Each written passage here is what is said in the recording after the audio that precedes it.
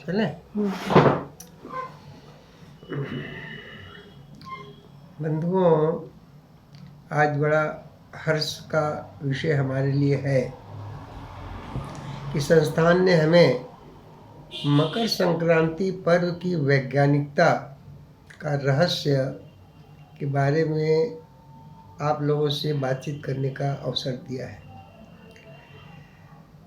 हम सनातन धर्म के मानने वाले हैं और सनातन धर्म में बहुत से पर्व, त्यौहार, व्रत हैं और हम लोग उसे बड़े खुशी से मनाते हैं। जन्माष्टमी हुआ, दीपावली हुआ या मकर संक्रांति हुआ, ऐसे बहुत से पर्व हैं जो हम लोग बड़े खुशी से मनाते हैं।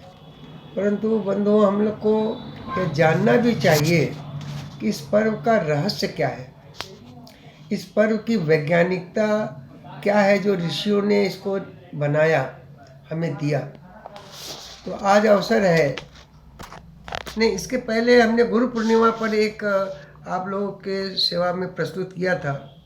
आज अवसर है मकर संक्रांति की वैज्ञानिकता के रहस्य पर चर्चा।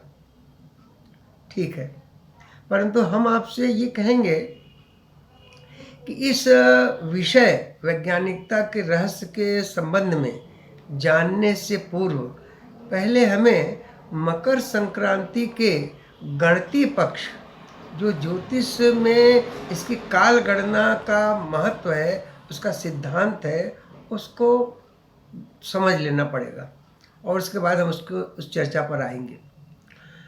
तो सनातन धर्म के सभी पर्व, यह पर्व त्यौहार नक्षत्रों के गति की गणना पर आधारित होते हैं, जिनका उस अवधि विशेष में एक विशिष्ट प्रभाव फलित होता है। सनातन धर्म में तिथि की गणना, जैसे सनातन धर्म में तिथि की गणना सूर्य और चंद्रमा के प्रत्येक 12 अंश के अंतर पर आधारित होता है।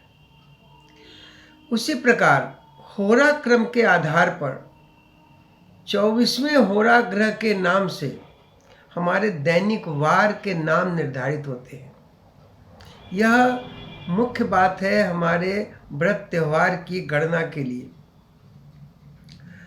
इस प्रकार भारतीय ज्योतिष जो है वो काल गणना का शास्त्र है, जहाँ पर इसके अंदर 60 संवत्सरों में बांटकर वर्ष की गणना प्रस्तुत किया गया है। वहीं एक वर्ष को 2 अयनों में बांटा गया है, उत्तरायण और दक्षिणायन में बांटकर इसका फलित के प्रभाव का अध्ययन किया गया है।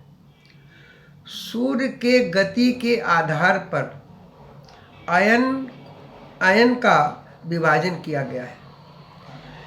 ध्यान से सुनिएगा, श्रावण मास से लेकर मार्गशीर्ष मास तक सूर्य दक्षिणायन होता है, अभी हम आयन के बारे में बताएंगे। और माघ मास से आषाढ़ मास तक सूर्य उत्तरायण होता है। अयन शब्द का अर्थ है गति और मार्ग।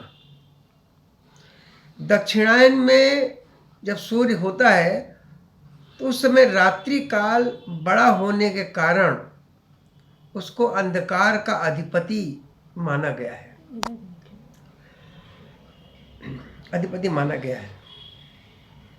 उत्तरायण में दिन बड़ा होता है, उसमें प्रकाश की अधिकता होती है, इसलिए उत्तरायण प्रकाश का अधिपति माना गया है। शास्त्रों में प्रकाश को देवता तथा अंधकार को असुरों का दिन माना गया है। अतः उत्तरायण देवताओं का दिन और दक्षिणायन देवताओं की रात्रि मानी गई है। देखिए, ये मुख्य बात है मकर संक्रांति की वैज्ञानिकता का। सूर्य जिस दिन किसी राशि में प्रवेश करता है उस राशि से संक्रमण को संक्रांति काल कहते हैं। फिर से मैं इस बात बता रहा हूँ, सूर्य जिस दिन किसी अपने राशि से किसी दूसरी राशि में प्रवेश करता है, या एक संक्रमण काल इसको कहते हैं। इस संक्रमण काल को ज्योतिष में संक्रांति के नाम से कहा गया है। प्रवेश के समय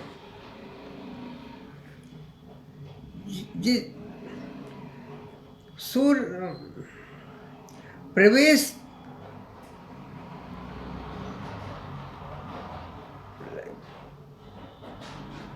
जिस दिन सूर्य राशि में प्रवेश करता है, उसका जो पुण्य काल होता है, प्रवेश काल से 40 घटी या 16 घंटा का पुण्य काल माना जाता है। उनमें भी सूर्य के राशि प्रवेश में 20 घटी या 8 घंटा विशेष उत्तम फलदायक कहा गया है। अब यह हो गया घटती पक्ष। अब हम अपने अपने विषय पर की चर्चा पर आते हैं। चर्चा का विषय है मकर संक्रांति के वैज्ञानिकता का आधार, जिसे सनातन धर्मावलंबी पुण्य काल के रूप में मानते हैं। हमारे शास्त्रों का निर्देश है, यह सन्नहिता नाड्यस्ता पुण्यात्मा स्मृताः, अर्थ है संक्रांति काल में स्नान करने से जातक रोगी और निर्धन नहीं होता। तो यह अगर ऐसी बात है तो यह सूत्र सभी संक्रांतियों पर क्यों नहीं लागू होता? यह मकर संक्रांति में ही इसको क्यों महत्व दिया गया है? तो अब इसको समझना पड़ेगा। जिस अवधि में मकर राशि में सूर्य प्रवेश करता है, समझिएगा, जिस अवधि में मकर राशि में सूर्य प्रवेश करता है, उस घड़ी से देवताओं का दिन प्रारंभ होता है। समझिए, जिसकी चर्चा हम पहले कर चुके हैं ऊपर। अर्थात मकर की संक्रांति होती है तो देवताओं का दर्शन, पूजन तथा उनके निमित्त दान करने का अर्थ है कि उनका हम अभिवादन और स्वागत करते हैं, जिससे उनका आशीर्वाद हमें प्राप्त होता है। उसका परिणाम है कि हमारी आयु, विद्या, यश और बल की वृद्धि होती है उनके कृपा से, उनका अभिवादन, उनका स्वागत करने से। उसी समय से दिन भी बड़ा होने लगता है। और एक बात होती है, पृथ्वी पर प्रकाश की अवधि का भोग काल बढ़ने लगता है और सूर्य की किरणें सीधी पड़ने लगती है पृथ्वी पर। माघ मास में सूर्य मकर राशि में प्रवेश करता है और शिशिर ऋतु का उसी समय प्रारंभ होता है। सूर्य की किरणें पृथ्वी पर जब सीधी पड़ने लगती हैं और धीरे धीरे उसका परिणाम होता है, धीरे धीरे सोम का प्रभाव कम होने लगता है। हमारे ऋषि वैज्ञानिकों ने इस परिणाम का बड़ा गंभीर शोध किया और इसे सत्य और सिद्ध पाया कि मकर संक्रांति में जब सूर्य की गति उत्तरायण दिशा मार्ग पर चलने लगती है, जीवन की कार्य क्षमता और गति को विशेष ऊर्जा प्राप्त होती है। अतः मकर संक्रांति का अन्य संक्रांतियों की अपेक्षा विशेष महत्व है, यही किसी कारण से। मकर संक्रांति, अब उसका देखिए, मकर संक्रांति में की उपयोगिता बता रहे हैं। मकर संक्रांति में तिल का दान, भोजन में तिल का प्रयोग को अत्यधिक महत्व दिया गया है। आयुर्वेद का भी उदाहरण देते हैं। आयुर्वेद भी इसकी पुष्टि करता है। तिल के गुणधर्म में जो शक्ति समाहित होती है, शरीर विज्ञान के अनुसार जातक को उस काल में उस तिल के उस गुणधर्म की विशेष आवश्यकता होती है। पाश्चात्य भौतिकवादी अंतरिक्ष में ग्रहों के इस गति और दिशा के फलित रहस्य को अभी तक नहीं जान पाए। माघ शुक्ल पक्ष सप्तमी के दिन मकर संक्रांति का विशेष महत्वपूर्ण होता है।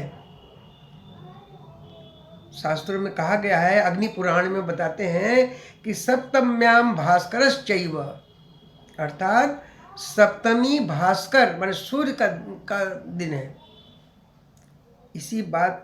इसी दान के बारे में महर्षि याज्ञवल्क्य कहते हैं कि गौ भू तिल हिरण्यादि पात्रे दातव्यम उत्तमम, मतलब गौ भूमि के समान ही तिल के दान का विशेष महत्व है इस मकर संक्रांति में। धर्म सिंधु का भी आदेश है, रवि संक्रमणे प्राप्ते न स्नायुधस्तु मानवः सप्त जन्मसु रोगी श्या निर्धन नश्चैव जायते, मतलब जो मकर संक्रांति में स्नान करता है, दान करता है, उस 7 जन्मों का उसका पाप नष्ट हो करके वो कभी 7 जन्मों तक रोगी नहीं होता, निर्धन नहीं होता। यह विशेष महत्व हमारी मकर संक्रांति का है। मकर संक्रांति, आगे की बात कर रहे हैं, मकर संक्रांति धर्मावलंबियों के लिए अति महत्वपूर्ण काल इसीलिए माना गया है। यह मानसिक, शारीरिक तथा पारलौकिक रूप से मन, बुद्धि, चित्त को सद्गुणों से अभिभूत करता है, शारीरिक रूप से शक्ति प्रदान करता है, आध्यात्मिक रूप से 7 जन्मों के पापों को नष्ट करने वाला होता है ना एक प्रमाण, यतो धर्मस्य ततो जय। हम धर्म का पालन करेंगे तो धर्म हमारी रक्षा करेगा। इस प्रमाण को मकर संक्रांति पर्व पूर्ण रूप से सिद्ध करता है। इस प्रकार सनातन धर्म के सभी पर्व में मानव कल्याण की एक वैज्ञानिकता का रहस्य छिपा हुआ है। अतः हम सभी को इसे जानना चाहिए, समझ करके मन, बुद्धि, चित्त के साथ प्रसन्नता पूर्वक सनातन धर्म के पर्व को मनाना चाहिए। मकर संक्रांति संपूर्ण भारत में भिन्न भिन्न प्रांतों में भिन्न भिन्न नामों से जाना जाता है। जैसे दक्षिण में पोंगल कहते हैं, उत्तर पश्चिम में इसे लोहड़ी कहते हैं, पूरब में खिचड़ी के नाम से जाना जाता है। इस प्रकार मकर संक्रांति का महत्व, उसकी ज्योतिषीय गणना और उसका उपयोग, उसका प्रयोग, उसका फल हमने आपके सामने रखा। अब एक चर्चा और करनी है कि मकर संक्रांति किस दिन मनाना है। इसमें थोड़ा सा मतभेद ज्योतिषियों में हो रहा है, उसका हम स्पष्टीकरण आपको देते हैं। सूर्य का मकर राशि में प्रवेश दिनांक 14 जनवरी 2022 को रात्रि में 4:25 पर प्रारंभ होगा। इसका मतलब ये नहीं कि आप 14 जनवरी को मनाइए, रात्रि में कैसे मनाएगा? क्यों? हमारा पुण्य काल प्रवेश काल से 40 घटी या विशेष महत्व पुण्य काल 20 घटी होता है, तो हम प्रातः काल से मनाएंगे। इसका पुण्य काल प्रवेश काल से 16 घंटे तक माना गया है। अतः 15 जनवरी को दोपहर में 12 बजे तक इस पुण्य काल का लाभ हमें प्राप्त करना चाहिए। इस पुण्य काल में तिल का दान, वस्त्र का दान विशेष फलदायक होता है। तो हमारा जो मकर संक्रांति का पर्व है, उसका पुण्य काल 15 तारीख को सूर्योदय से लेकर के 12 बजे तक विशेष पुण्य काल है। तो बंधुओं, आज हम अपने इस व्याख्यान को और आपके सेवा में प्रस्तुत कर रहे हैं। हम यह विश्वास है कि यह आपके लिए उपयोगी होगा। इन्हीं शब्दों के साथ धन्यवाद। श्री सद्गुरु शरणम।